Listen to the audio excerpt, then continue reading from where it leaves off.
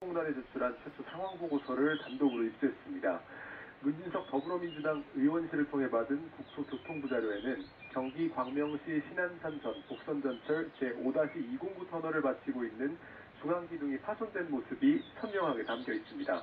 공사 내부 사진을 보면 아치형 터널 중앙부를 지탱하고 있는 콘크리트 기둥들이 여러 개 파손됐습니다.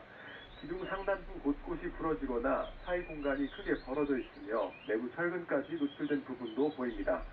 이번 사고는 초기 기둥 균열로 알려졌지만 사고 당시 이미 기둥이 파손된 상태였던 것으로 추정됩니다. 이로써 어제 새벽 0시 반쯤 현장 관계자가 시청에 기둥 균열이 생겼다고 신고한 것과 실제 상황이 달랐던 사실도 확인됐습니다. 네, 관계기관의 신고가 접수되기 전부터 사고 현장에 문제가 있었다는 점도 이번에 새로 드러났다면서요.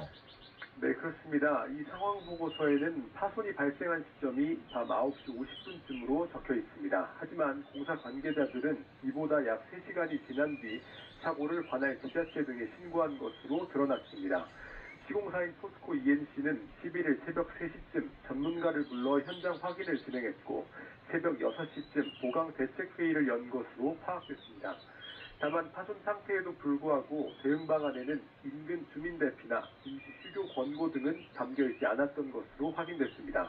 결국 어제 오후 3시 10분쯤 경기 광명시 일직동 터널 공사 현장이 무너져 내렸습니다. 네, 현재 구조 상황은 어떻습니까?